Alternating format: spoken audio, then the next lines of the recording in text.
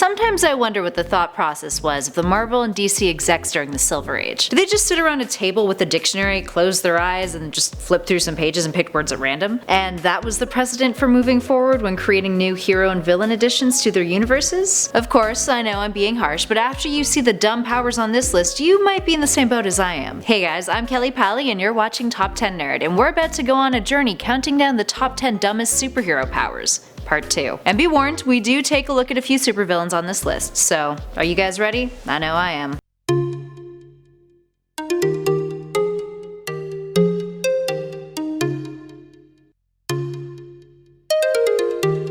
Let's start this list off with some shade. Literally. You know what's super effective? Fighting off your enemies with shadows, and that's just what our good friend the Shade does. Yeah, he can control darkness, and he's super fast and practically immortal and doesn't age, but shadows. Guys, come on. Shadows that he manipulates with a magic cane. Yeah. He does get a whole new origin story after Zero Hour that involved 1838 London, England and hanging out with Charles Dickens, but don't worry guys, he's still a psychotic killer with shadow powers. At least he's really good at the whole murdering thing. And at number 9 we've got Polar Boy. Here's a lesson in how to ruin an actually cool superpower. So the name Polar Boy implies some sort of usefulness, don't you think? Something to do with ice, maybe? Right? And that's not totally off base from the truth. Polar Boy is capable of cold generation and projection out of his arm. Well, prior to losing his arm, he could do it too. But the whole no arm thing sort of became his niche and then he ran with it for whatever reason. So post Infinite Crisis, Polar Boy shows up in Action Comics number 860 and is in a torture camp because Earth is all anti-alien in the 31st century, and Polar Boy got his arm ripped off in the process. But don't worry guys, that's cool because he just recreated an arm out of ice and wields it around like a weapon, like an ice weapon. Yeah. Up next, number 8, we've got SPORTSMASTER. So DC recycled this superhero name, so before we jump into this number, let's just clarify that we are talking about the Lawrence Crusher Croc version, even though the Victor Gover version is very, very similar. But that's a different story. Anyway, Crusher was a crazy talented athlete until he was crippled during a football game, so naturally he turned to a life of crime, which was sort of a good fit for him since he was actually a total asshole at every single game he played. Really, he was obsessed with winning and would do anything to beat his opponent. SPORTSMASTER uses his athleticism and sports memorabilia to antagonize heroes. Sometimes he shows up on skis. Other times he would ride around on a Segway with a missile launcher. And when he was feeling particularly menacing, he would fire off baseballs with tennis rackets. Yeah. Pure evil right there. Up next at number 7 we've got Chlorophyll Kid. Guys, I'm developing a real soft spot for Chlorophyll Kid. We featured him on one of our other lists and he's seriously growing on me. No pun intended. So Chlorophyll Kid's powers consist of being able to grow plants real good, which if you think about it, could be really good for, you know, ending world hunger. But fighting crime? He can grow seeds into full-blown plants within seconds. He's also got an arsenal of seeds that he can just whip out whenever, and he's pretty much a walking talking plant encyclopedia. He was rejected from the Legion of Superheroes, but that didn't stop him from achieving his dreams.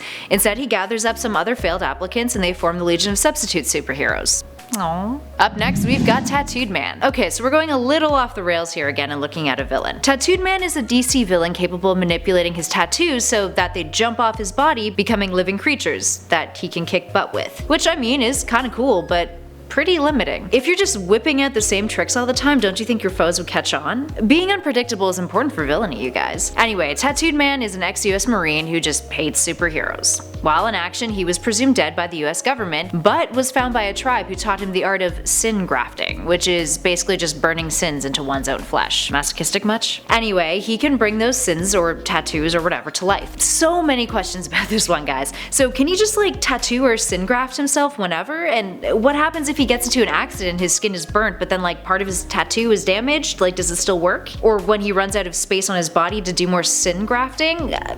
Please guys, fill me in those comments below. At number 5, we've got Dazzler. Dazzler is a Marvel character with the power to convert sound vibrations into light and energy beams. AKA, she can throw one hell of a banger. Manipulating light and sound doesn't really get you that far as a superhero though. She once encountered Galactus, who just chose to ignore her. But after pestering him a bit, he temporarily gave her some cosmic energy so she could actually do something interesting in the Marvel universe. Yet she still manages to get a spot in the X-Men and is asked to audition for the Avengers. Why? Well, that's because she was created as a cross-promotional tie-in with Casablanca Records, and was modeled after Kiss. Other abilities include being a really good dancer and a highly accomplished roller skater. Why is that a thing, guys? Really? Up at number 4, we've got Defensor. Defensor was a character that popped up during the Contest of Champions in the Marvel Universe to take on Iron Man. This Argentinian superhero was once a construction worker who found a shield while on the job, and turns out it was a magic shield. So he decided he would become a superhero. As one does. Aside from enduring a bunch of racially insensitive jokes, Defensor doesn't really do much aside from try to beat people up with his shield. So much to the point that when he is knocked off by a serial killer, it's just mentioned in passing. We never actually get to see it go down in the panels. That's rough. In at number 3, we've got Ultra Boy. While it's been established that Ultra Boy is actually capable of quite a bit, it would be a little unfair to not look at this hero's origin story and how ridiculous his powers were initially made to be. So Ultra Boy first arrived on the scene in Superboy number 98 in 1962, and was sent back in time to discover Superboy's secret identity. How does he do that? With his Pentravision. Or is it Penetravision? Penetration vision? Yeah, basically that. At this time, let me bring the cover of this issue to your attention. Super glad they both checked each other out to make sure that they were costume heroes. So did Ultra Boy just go around Smallville using his X-ray vision to check out dudes until he found the S on some guy's chest? I guess. The best part though is how Ultra Boy aka Jonah got his powers in the first place. So he was traveling through space, because apparently you don't need to be of age to drive a spaceship, and a strange dragon Loch Ness monster-esque creature called an energy beast swallowed him. Luckily for him, the Galactic Patrol showed up, sliced open the creature, and he was free, but not without his body feeling strange. Or so he says. To which Superboy is all like, yo bro, that's funny cause here on Earth there's this whole story about a dude named Jonah who was swallowed by a whale, and Ultra Boy is like, haha, yeah, that's really cool, I'm not totally based on that at all. Yeah, good one guys, good one DC. Up next at number 2, we've got Rainbow Girl, a superhero whose powers stem from their inability to control their emotions, yay! Oh, but she has to be a woman. Fun, right, yeah. So here we've got Rainbow Girl, whose abilities have been described as wielding the power of the mysterious emotional spectrum, resulting in unpredictable mood swings. Oh, the sexism is blatant with this one, friends. So Rainbow Girl is actually a woman named Dory who wanted to be an actress but also wanted to join the Legion of Superheroes. She gets rejected from the Legion and ends up marrying some super rich and super old dude in Metropolis so she can remain on Earth. So just, you know, checking off every single one of those stereotypes. Real fun. And finally at number 1, we've got Animal, Vegetable, Mineral Man. Yes, more cheating here guys, with another character that's inclined for more of a nefarious nature than heroic. But I couldn't resist. Meet Animal, Vegetable, Mineral Man. That's a mouthful. First off, it feels like this supervillain was put together by a toddler. I'm seriously surprised that the word dinosaur isn't a part of his name. Second, let's just take a moment to look at this cover of Doom Patrol 89 from 1964, which was Animal, Vegetable, Mineral Man's first appearance. I feel like anyone with an appearance like that should just be screaming in pain as opposed to taking on superheroes. I can't even imagine the kind of dissociative identity disorder this character must be enduring. Animal, Vegetable, Mineral Man, as you may have guessed, has the ability to change his body into any form of animal, vegetable, or mineral,